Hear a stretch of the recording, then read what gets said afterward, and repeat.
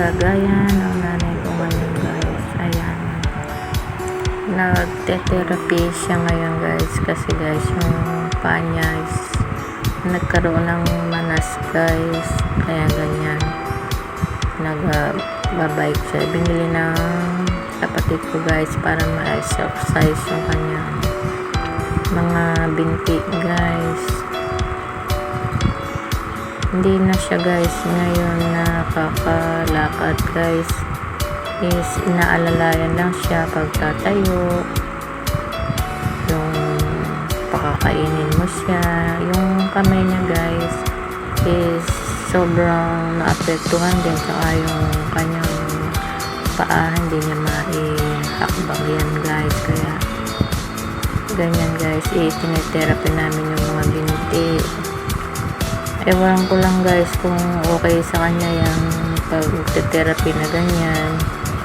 Is tanong ko lang sa inyo guys, is okay ba yung ganyan na ang therapy niya ganyan?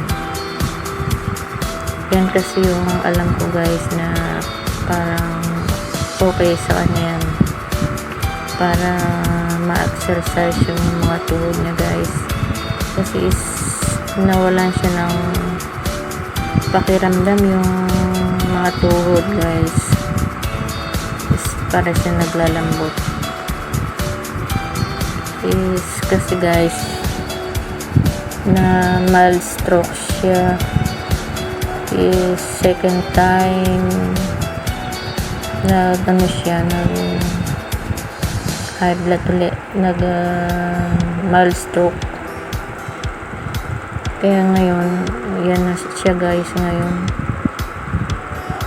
Yung pagsasalita niya rin guys is naapektuhan din. Is mahina siya magsalita. Yung ano niya, yung pagsasalita is talagang sobrang hina guys. Hindi ko na siya maintindihan yung sinasabi niya. Pag hindi niya ilakas, sabi ko na ilakas mo yung boses mo kasi hindi ko maintindihan. Talagang mahina magsalita talaga guys. Guys, bago ang lahat guys, maraming salamat nga pala guys yun sa mga nag-comment na prayer na para sa nanay ko.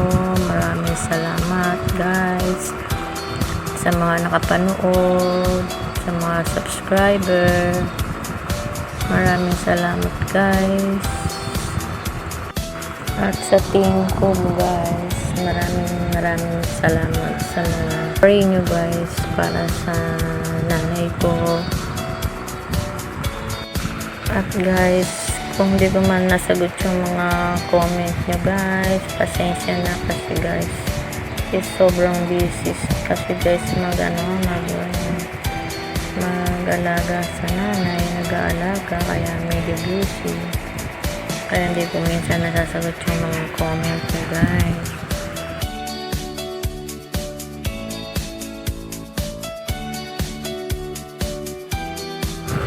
Kasi guys, pag iniwan ko yung nanay, kung kailang iniwan ko is lalakad mag-isa yan. Yes, minsan nakita ko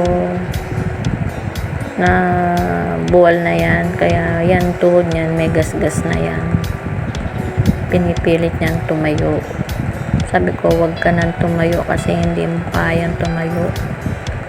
Is mapilit talagang tinitsempo niya na walang tao tsaka siya lalakad, kaya ayan, may gasgas ang tuhod, biglang naglakad, akala niya okay pa yung tuhod niya.